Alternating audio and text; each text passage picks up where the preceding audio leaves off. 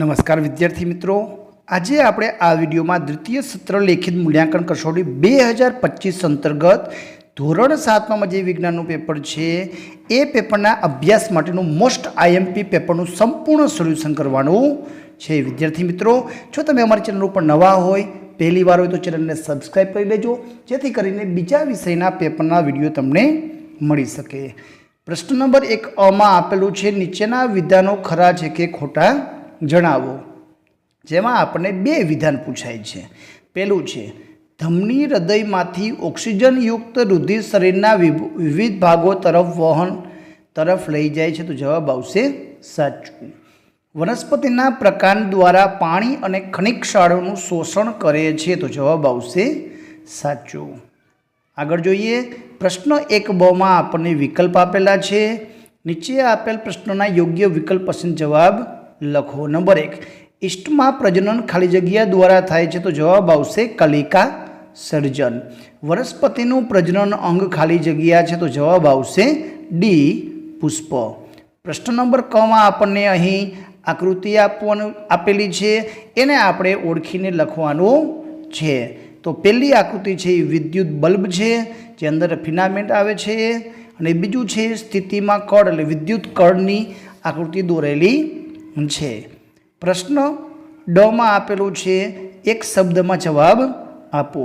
જે પ્રતિબિંબને પડદા પર મેળવી શકાતું નથી તેને કેવું પ્રતિબિંબ કહેવાય છે? તો તેને આભાસી પ્રતિબિંબ કહેવાય છે. સૂર્યપ્રકાશના કેટલા રંગોનો બનેલો છે? તો જવાબ આવશે 7 રંગોનો બનેલો છે. પ્રશ્ન નંબર 2 તફાવત આપો. જેમાં આપણને તફાવતમાં કર્ણક અને ક્ષેપક, અંતર્ગોળ અરીસો અને બહિર્ગોળ અરીસોનો પૂછાયેલો છે. વિદ્યાર્થી મિત્રો, આ વિડીયોમાં આપણે માત્ર તમામ હેતુલક્ષી પ્રશ્નનું સોલ્યુશન કરશું.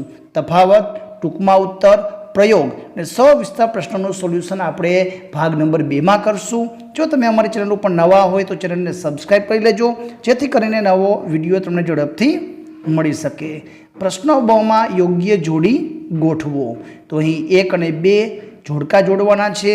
પેલું છે વિદ્યુત કોષ, જે પ્લસ માઇનસ આવે છે, જે આપણે વિદ્યુત બેટરી કે સેલ કહીએ છીએ, અને બીજું છે એ અહીં જોડળ તારનો આપેલો છે, તો એમાં 3 નંબરનો જવાબ આવશે. આગળ જોઈએ, પ્રશ્ન નંબર 3 માં આપણને વર્ગીકરણ એવું પૂછાયેલું છે. નીચે આપેલ ફળોનું માંસલ ફળ અને શુષ્ક ફળમાં વર્ગીકરણ કરો. તો અહીં ચણા, કેળા અને ટેટી, તો એમાંથી કેળા અને ટેટી એ માંસલ ફળ છે, જ્યારે ચણા છે એ શુષ્ક ફળમાં આવે છે. એટલે વિદ્યાર્થી મિત્રો, આ માંસલ ફળ અને શુષ્ક ફળનું વર્ગીકરણ તૈયાર કરી લેજો. એના પછીનું અંતર્ગોળ અરીસો અને બહિર્ગોળ અરીસાનું પણ વર્ગીકરણ તૈયાર કરી લેજો. તો ચશ્માની અંદરની સપાટી છે એ અંતર્ગોળ અરીસામાં આવશે. કારનું સાઇડ વ્યૂ મિરર એ બહિર્ગોળ વ્યૂ મિરરમાં આવશે. ચમચીની બહારની સપાટી એ પણ બહિર્ગોળ અરીસામાં આવશે. તો આ રીતે તમારે વર્ગીકરણ કરવાનું છે. પ્રશ્ન નંબર 4 માં આપણને ખાલી જગ્યા પૂછાયેલી છે. પદાર્થે એકમ સમયગાળામાં કાપેલા અંતરને તે પદાર્થની ખાલી જગ્યા કહેવાય, તો એને ઝડપ કહેવાય.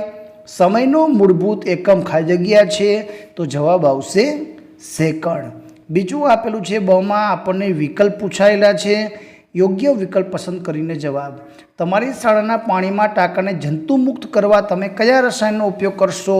તો અહીંયા ક્લોરીનની ગોળીનો ઉપયોગ કરશો. નીચેનામાંથી કયો ગંદા પાણીનો સ્ત્રોત છે? તો ગટર છે, એમાં ગંદુ પાણી હોય છે. તો આ હતા વિકલ્પ. પ્રશ્ન નંબર માં છે પ્રશ્નોના જવાબ આપો. પ્રશ્ન 5 માં છે પ્રશ્નોના જવાબ આપો. પ્રશ્ન 6 માં વૈજ્ઞાનિક કારણ. વિદ્યાર્થી મિત્રો, આ પ્રશ્નનું સોલ્યુશન આપણે ભાગ નંબર 2માં કરશું, પણ કેવા પ્રકારના પ્રશ્ન કેવા પૂછાય એનો અભ્યાસ જોઈ લઈએ. તો બુજોનો રૂપિયો અંધારા ઓરડામાં ખોવાઈ ગયો, તો આ રૂપિયો શોધવા બુજોએ શું કરવું જોઈએ? તો એક જાગૃત નાગરિક તરીકે પાણીને શુદ્ધ રાખવા માટે કેવા પગલાં લેશો? આ બંને આપણે મૌખિક જવાબ આપવાના છે. પહેલો પ્રશ્ન છે, જંગલોની જાળવણી કરવા માટેના તમારા સૂચનો કેવા છે? જાહેર સ્થળો પર સ્વચ્છતા જાળવવા માટે તમે કેવા પગલાં લેશો? આવા પ્રશ્નોની તૈયારી કરી લેવાની છે। વૈજ્ઞાનિક કારણમાં આપણને 6 પૂછાયેલા કોઈ પણ 4 લખવાના। પહેલું છે કે ગરમીના દિવસોમાં પહેરેલ કપડાં પર સફેદ ધબ્બા જોવા મળે છે। બીજું, આપણા ઘરના વિદ્યુત પરિપથમાં ફ્યુઝ રાખવામાં આવે છે। ત્રીજું, વનસ્પતિના બીજનો ફેલાવો થવો જરૂરી છે। ચોથું, જંગલોને પર્યાવરણના ફેફસા કહે છે। પાંચમું, એમ્બ્યુલન્સના આગળના ભાગમાં લખાણ ઊંધું લખવામાં આવે છે। છઠ્ઠું, દાંતના ડૉક્ટર અંતર્ગોળ અરીસાનો ઉપયોગ કરે છે। તો આવા વૈજ્ઞાનિક કારણોની તમારે તૈયારી કરી લેવાની છે, જેથી કરીને આમાંથી પૂછાયેલા તમને વધારેમાં વધારે માર્ક મળે।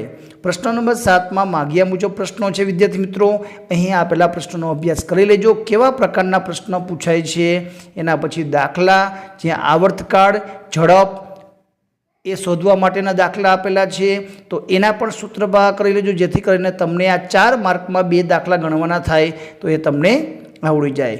પ્રશ્ન 9માં આકૃતિ દોરી નામ નિર્દેશન કરો, જેમાં મનુષ્યનું ઉત્સર્જન તંત્ર અને ટેટોસ્કોપની આકૃતિ પૂછાયેલી છે, જે તમારે દોરવાની પણ છે અને સાથે એના અલગ અલગ જે ભાગ હોય એનું નામ નિર્દેશન પણ કરવાનું છે। પ્રશ્ન નંબર 2માં આપેલું છે, નીચે આપેલ આકૃતિમાં નામ નિર્દેશન કરો। તો સૌથી ઉપરનો ભાગ છે એ પરાગાસન કહેવાય। બી છે એ પરાગવાહિની કહેવાય, જે આ ભાગ છે। અહીં આપણને જે દેખાય છે એ અંડાશય કહેવાય અને અંદર જે આવેલા છે એ અંડકો છે। તો તમારે આ રીતે તમારે જવાબ લખવાના છે। પ્રશ્ન 10માં આપણને વિદ્યાર્થી મિત્રો આલેખ આપેલો છે, એની ઉપરથી પ્રશ્નના જવાબ લખવાના છે। આલેખ સમય અને અંતરનો છે। 8 વાગે ચાલુ કરે, 8:30 20 કિલોમીટર, પછી 9 વાગે 40 કિલોમીટર, 9:30 60 કિલોમીટર અને 10 વાગે 80 કિલોમીટર અંતર કાપે છે। તો એના આધારે પ્રશ્નના જવાબ લખવાના છે। પહેલું, 8:30 વાગ્યે મોટર ગાડીએ કેટલા કિલોમીટર અંતર કાપ્યું? તો 20 કિલોમીટર। મોટર ગાડીએ 40 કિલોમીટર અંતર કેટલા વાગ્યા સુધીમાં કાપેલું છે? તો 9 વાગ્યા સુધીમાં। આલેખમાં મોટર ગાડીની ગતિ કયા પ્રકારની ગતિ કહેવાય? સુરેખ ગતિ કે નિયમિત ગતિ? તો મોટર ગાડીએ 9 કલાકથી 10 કલાક વચ્ચે કેટલું અંતર કાપ્યું? તો 40 કિલોમીટર। તો વિદ્યાર્થી મિત્રો, આ રીતે તમારે આલેખની મદદથી જવાબ લખવાના છે। પ્રશ્ન નંબર 11માં વિસ્તારથી જવાબ લખો। પ્રશ્ન નંબર 12માં સાદું જે લોલક બનાવવાની પ્રક્રિયા છે એ તમારે અહીં દર્શાવવાની છે। તો આ હતું ધોરણ 7ના વિજ્ઞાન પેપરનું મોસ્ટ આઈએમપી પેપરનું સંપૂર્ણ સોલ્યુશન। આવા બીજા પેપર મેળવવા માટે અમારી ચેનલને સબસ્ક્રાઈબ કરો, જેથી કરીને બીજા પેપરના સોલ્યુશનના વિડીયો તમને ઝડપથી મળી શકે। વિડીયો ગમે તો લાઈક કરજો, અમારી ચેનલને સબસ્ક્રાઈબ કરજો। આભાર, ધન્યવાદ।